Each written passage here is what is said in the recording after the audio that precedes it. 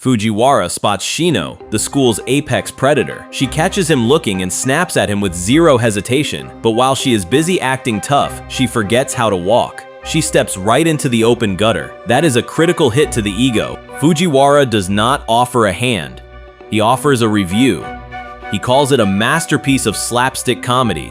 Shino is ready to send him to the lobby, but then the smell hits. She reeks of sewer water, and she has work in 20 minutes. The anger vanishes, replaced by pure terror. She does the math. A round trip is 60 minutes. She is completely cooked. Fujiwara sees the opening and decides to roll the dice. He tells her she can use his shower. It is a bold strategy. Let's see if it pays off for him. She does not even blink. She takes the offer instantly. But as they stand in front of his door, the gravity of the situation hits Fujiwara like a truck. He just invited Shino Yuizaki into his lair. His heart is beating so loud it might break a rib. He starts praying he hid his weird magazines. She is the S-tier campus celebrity, and he is the background NPC you accidentally click on. Usually, these two species exist in entirely different dimensions, separated by a firewall of popularity. But Fujiwara is pacing the hallway, sweating buckets. His brain is running simulations at 1,000,000 miles an hour because he cannot believe she actually agreed to enter his lair. Inside, the situation is DEFCON 1. A top-tier beauty is currently scrubbing off in his shower, and Fujiwara is fighting for his life, trying to purge the intrusive thoughts before his brain short-circuits. Then the door flies open. She steps out looking refreshed, steam rolling off her like a goddess descending from the heavens, and his soul momentarily packs its bags and leaves his body. He hands her a paper bag for her radioactive clothes. She is impressed by the logistics, thinking he is being a gentleman, but Fujiwara is not trying to flirt. He points to the door and politely tells her to get lost. No riz, just eviction. Shino throws a tantrum. Look at that pout. Her cheeks are puffed out like a chipmunk storing nuts for winter. She is clearly not used to hearing the word no. She accuses him of panicking because his mommy and daddy are coming home. She thinks she has him cornered, ready to exploit his fear of parental discipline. He shuts that down instantly. Parents are overseas, he lives alone. Big mistake. You can see the light bulb turn on behind her eyes. A teenage boy living alone? That means the house is definitely filled with culture magazines and hidden stashes. She immediately launches a raid on his floorboards. Fujiwara screams in terror, diving to intercept her like a goalie in the World Cup, trying to stop the investigation. He swears it is just normal manga, but she starts hopping around, mocking his panic with cow noises. She is literally mooing at him. The disrespect is absolutely unreal. That is the last straw. He physically shoves her out and slams the door. Click. The fortress is sealed, and sanity is restored. Shino slides down the door, totally defeated. She realizes she pushed the joke too hard and vows to delete this entire memory from the server. The next morning brings chirping birds, blinding sunshine, and the heavy thud of reality crashing down. Fujiwara is sweating enough to fill a bucket, realizing his physical library of high-tier culture is a ticking time bomb. Inside his head, he is screaming at his past self for being so careless. He swears on his life to digitize the entire collection into a password-protected fortress the second he gets home. But the universe has a sick sense of humor. Stealth is officially dead. Shino spawns at the window like a jump scare, smiling way too hard for a Tuesday morning. She hands back his clothes and offers some homemade sweets, completely oblivious to the target she just painted on his back. Then, she decides to drop a nuclear bomb on his social life. With zero hesitation, she thanks him for letting her use his shower. And she doesn't whisper it, she broadcasts it at maximum volume, making sure every single soul in the room hears the incriminating evidence. Fujiwara's soul practically disconnects from the server. The moment the word shower hits the airwaves, the atmosphere shifts. The class goes absolutely feral. You can actually feel the jealousy levels spiking to over 9,000. The interrogation squad mobilizes instantly. The boys swarm his desk like zombies smelling fresh meat, grabbing him by the collar. They demand the spicy details immediately, their eyes burning with the rage of 1,000 lonely nights. Bad news travels faster than light. The hallway echoes with wild accusations, painting him as some kind of legendary player bringing girls home for shower dates. The rumor mill is spinning so fast it is about to catch fire. He grips his leg, realizing his reputation is completely cooked. Stick a fork in him, he is done. His brain enters absolute panic mode, calculating the 0% chance of explaining his way out of this disaster. He hits the sprint button, flying past the lockers and praying to every known deity that this is just a nightmare. But the burning in his lungs tells him this cringe fest is 100% real. He crashes into his room, slamming the door so hard the frame rattles on the absolute disaster of a day. He starts unpacking with aggressive speed, mentally roasting Yuizaki for turning his reputation into a circus act. He thinks, great, my social life is officially deleted. But gravity decides to troll him. A note slips out of his bag and floats to the floor. It is her contact info, literally begging for a text back. Any normal human would be hyped. But Fujiwara? He instantly assumes it is a trap. His hands start vibrating like a controller, convinced she is either calling a hitman to send him to the lobby or recruiting him for a pyramid scheme. He crushes the paper into a tight ball. He drains a three-pointer right into the trash can. Nothing but net. He would rather spend a lonely night with his anime collection than risk getting scammed in real life. Then he remembers the bribe. He inspects the cookies like a bomb disposal unit, checking for wires or poison. Once he confirms he will not get game ended, he takes a bite. Okay, actually pretty good. He saves the rest, praying the school has collective amnesia by morning. Spoiler alert, they do not. He walks onto campus and the Whisper Network is broadcasting his business in 4-Cressu resolution. The hallway turned into a press conference from hell. Everyone knew Yuizaki took a shower at his crib, and the theories were getting wild. Hypnosis, blackmail, they were writing fan fiction in real time. He felt the walls closing in. Inside his head, he was calculating an escape route. Being the main character of a rumor mill is a nightmare he never signed up for. In class, the torture escalated physically. Yuizaki launched a relentless poking offensive. He felt the sharp point of her mechanical pencil digging into his back, testing his patience like a stress test. She was baiting him, trying to provoke a reaction to feed the drama. She leaned in close, demanding attention like a debt collector knocking on the door at 3 a.m. He tanked the assault with iron resolve. His strategy was simple: freeze. He knew Gyarus had the attention span of a goldfish and would eventually get bored if he played dead. The lunch bell finally rang, granting him a temporary ceasefire. He sipped his juice, thinking he had survived the storm. Oh, you sweet summer child. But then a classmate asked the million-dollar question. Shino didn't just spill the tea, she smashed the pot. She confirmed the shower and the clothes in high-definition 4K audio. She tried to do damage control, claiming he wasn't her type. She explained the gutter incident, insisting it was strictly a rescue mission. A tactical extraction, nothing more. She played the victim card, describing her panic about work. She painted him as a helpful NPC who just offered a save point before vanishing into the background. She swore he had zero ulterior motives. Her friends weren't buying the hero narrative though, labeling him a total wimp instead. Talk about ungrateful. They praised her radar for creeps, but then hit her with a reality check. They realized she has never actually dated anyone, turning the spotlight right back on her. And just like that, the hunter became the hunted. She deployed the ultimate tactical nuke, claiming she was just bad with guises. The entire class instantly melted into a puddle of simps, treating her like an endangered species that needed government protection. Fujiwara was the only one with high enough magic resistance to ignore the charm offensive. But then, the physical spam began. She kept poking him repeatedly like he was a broken touchscreen at a fast food kiosk. He tried to walk it off, aggressively sipping his juice box like a Greek philosopher contemplating the void. He convinced himself she wasn't evil, just annoying, but he still swore an oath to stay in his own lane. That resolve lasted exactly 5 minutes. The next day, poke. The day after, double poke. It was psychological warfare waged one index finger at a time. He finally snapped. He spun his chair around with lethal velocity, ready to tell her to cease and desist immediately. He demanded to know what her deal was. She looked him dead in the eye and dropped the bomb that she had been waiting for him. The tension in the hallway instantly spiked to critical levels. Before his brain could buffer that information, she flinched and turned her back. She mumbled something about leaving a note, but she broadcasted it on a frequency only dogs could hear. Fujiwara stood there, completely clueless. He missed the critical plot point entirely, proving once again that main characters have the density of a black hole. After that, the harassment vanished. The classroom went silent. He finally had his boring, normal life back, which is exactly what he asked for. But then, it hit him. A crushing weight in his chest that felt suspiciously like regret.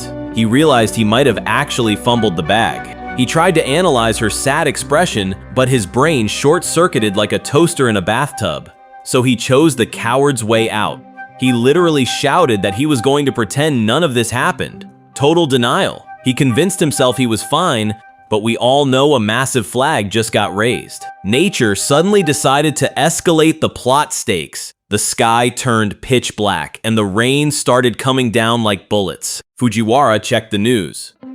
Typhoon 12 is speedrunning towards Anshu. Public transport is deleted. He realizes he is officially trapped in the house. Late at night, the vibe shifts from cozy to horror movie instantly. The doorbell rings.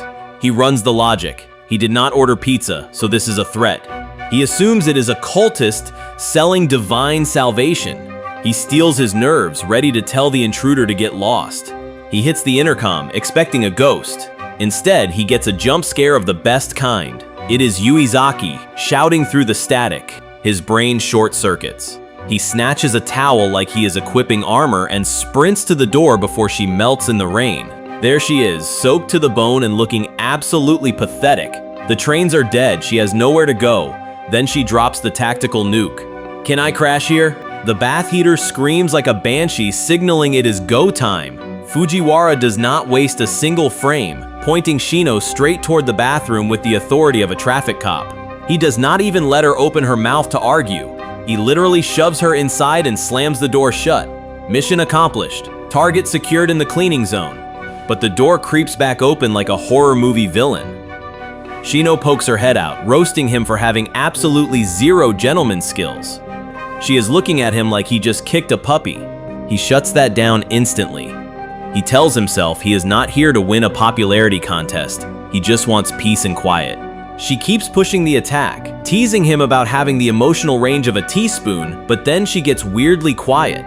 The air pressure in the room just dropped. Then she drops the tactical nuke. She mumbles that she is actually kind of curious about him. Oh boy, we are entering dangerous territory here, folks. It reminds him of earlier at the front door. She was acting all wifely, nagging him to come inside before he caught a cold. It was a total trap. He walked in completely confused. The mixed signals are giving the poor guy emotional whiplash. He needs a manual to understand this girl. Back in the present, his brain immediately goes to the gutter. He is terrified he is about to walk into a cliché anime culture moment. He is calculating the odds of an accidental walk-in event. He tries to use logic to defend his sanity. She hates guys, right? She was colder than liquid nitrogen when they first met, but then he realizes the truth. She only started warming up to him after he let her use his shower. Is that the secret code?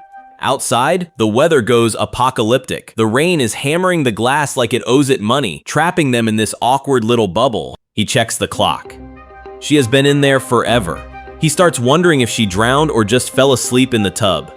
Finally, the door opens. Steam pours out like a concert stage entrance, and Fujiwara nearly jumps out of his skin. She plops down on the couch right next to him, radiating heat and smelling like soap.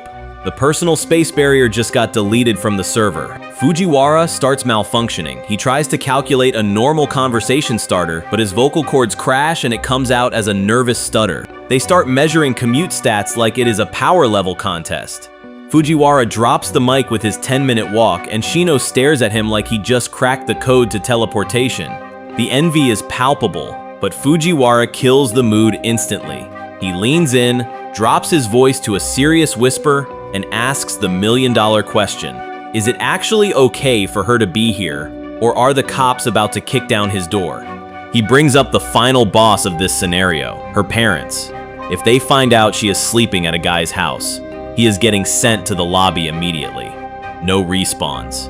Shino is ice cold. She does not even flinch. She casually reveals she fed them a cover story about staying with a girlfriend. The deception stat is maxed out. Fujiwara's brain malfunctions. He realizes he is currently harboring a fugitive. He starts calculating his prison sentence in real time. She claims her track record is spotless, so her parents trust her completely. She is cashing in a lifetime of good behavior points for one night of absolute chaos. High risk, high reward.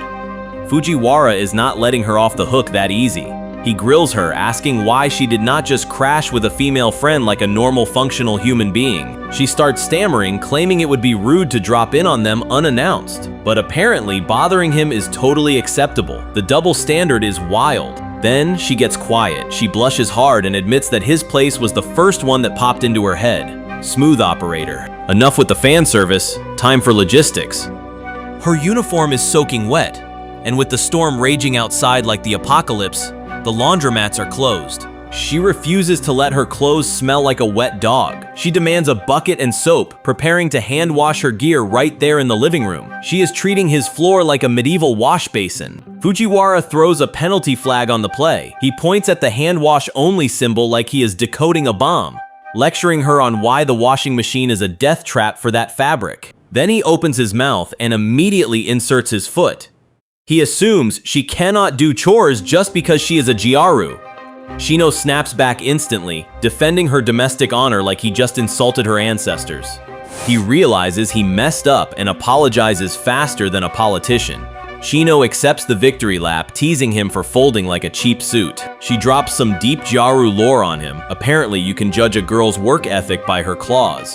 She flashes her short, unpainted nails as proof she is actually about that labor life. While some girls rock 3-inch acrylics that could double as weapons, Shino explains those are useless for scrubbing floors. She squeezes the water out of the fabric, proving function beats fashion. She reveals the backstory. Fiz not rich. She raises her little sister, and she works in food service. The nails stay short because she is too busy grinding to worry about a manicure.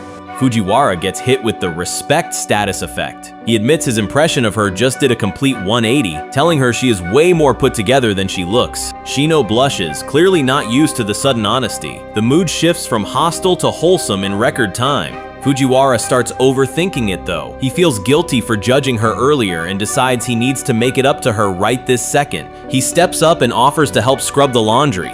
Terrible idea.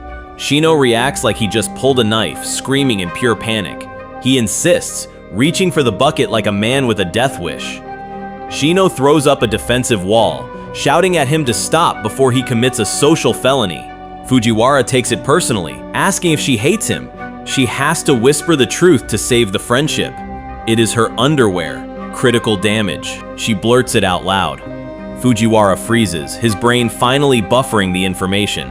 He flashes back to the red fabric in the bucket. The math checks out. He turns into a tomato and executes a tactical retreat to the hallway immediately. A few minutes later, Shino emerges from the war room. The crisis is averted, and the TV blares weather warnings in the background to keep the vibe tense. She admits she used his dryer without asking, marveling at the luxury of modern appliances. Fujiwara plays it cool, pretending he did not just almost wash her panties. He asks where the uniform is.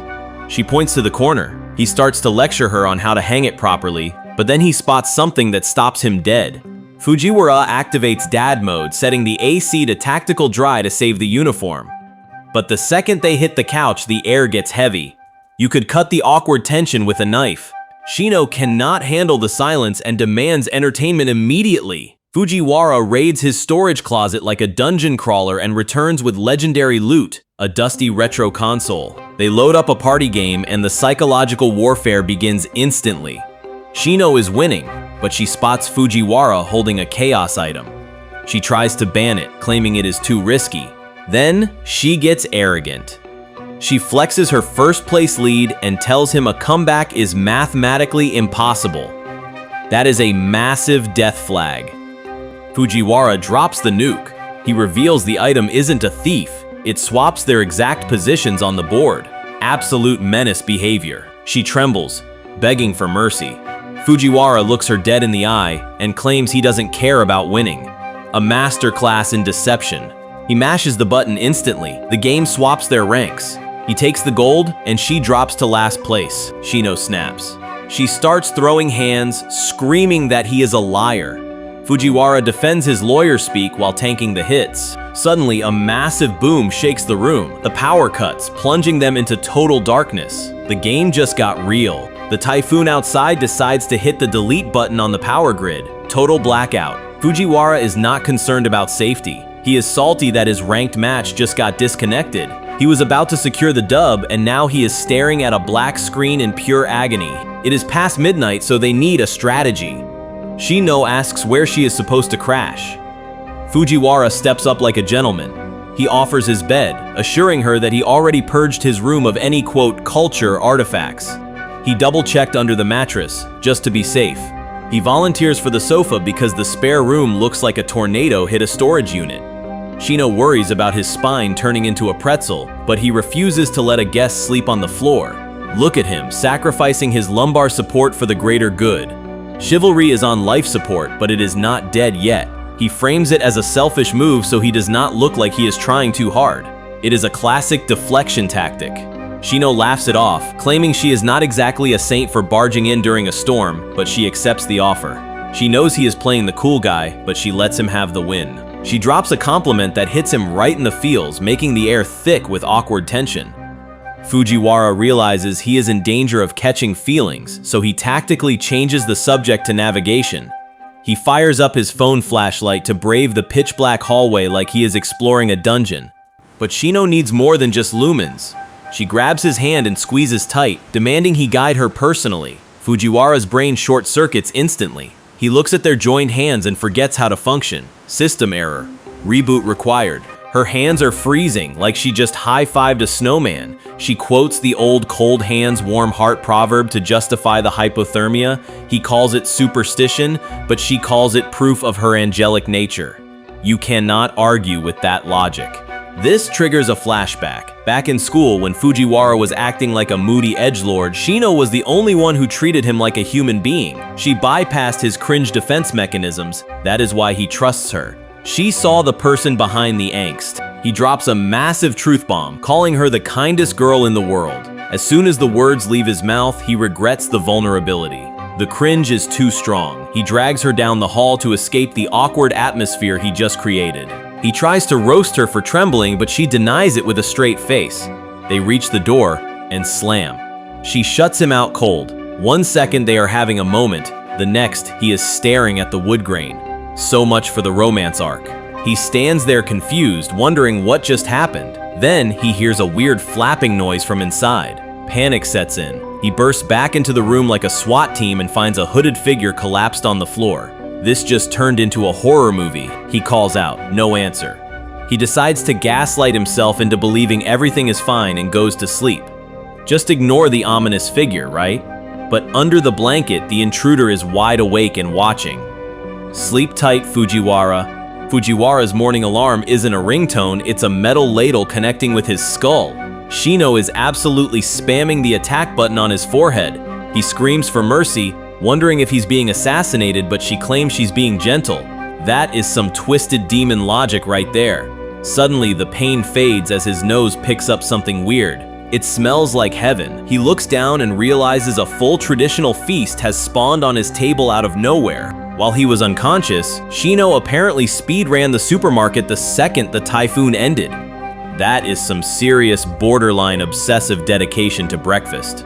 He pulls out his wallet to pay her back, thinking he's being a gentleman, but she shuts that down with another ladle strike to the dome. She is really abusing that kitchenware today. She refuses the cash, claiming the whole spread cost less than $7. He insists on paying for the trouble, but she just gets annoyed at his stubbornness. She doesn't want his money. She wants a heartfelt thank you. He tries to resist the cringe, calculating if his pride is worth another concussion, but he realizes he has no chance against the ladle. He caves and says the magic words. Shino accepts the victory with a smug smile. The mood shifts from total chaos to wholesome vibes in a split second, and they finally dig in. The morning commute hits different today. You can feel the static in the air. They both realize they have never walked to school with a partner before, and the awkwardness is off the charts. Neither of them knows where to look. Shino decides to speedrun the romance arc. She slams the brakes, spins around on a dime, and forcibly inserts a note into his pocket like a reverse pickpocket. Talk about aggressive negotiation. It is her number. She explains she tried to be subtle about it before, but since he is as dense as a black hole, she had to go for the direct approach. Sometimes you just have to spell it out. She orders him to text her later, and she is not taking no for an answer. Fujiwara stands there frozen, his brain buffering as he processes the fact that he just secured the bag, but he cannot keep his cool. Shino spots him blushing in 4K ultra high definition and mercilessly teases him. He tries to blame a puddle reflection, but that excuse is weaker than wet tissue paper. They step onto campus, and the student body collectively loses its mind. The gossip train leaves the station at Mach speed. They are shouting about hypnosis and dark magic. They literally cannot comprehend that Fujiwara might actually have game. Shino feels the heat. She realizes they are trending #1 on the school drama feed. Fujiwara calculates the social risk and goes into damage control. He tells her they need to keep their distance while they are on the clock. Shino hits the panic button. She accuses him of just wanting a hall pass to chase other skirts. She throws a massive pout, calling him cold. The guilt trip is super effective. He scrambles for a save, promising to slide into her DMs tonight. Exclusive access only. That seals the deal. She loudly demands he keep his word, completely defeating the purpose of being subtle. She skips off with the squad, leaving him questioning his life choices. This girl's intensity is off the charts.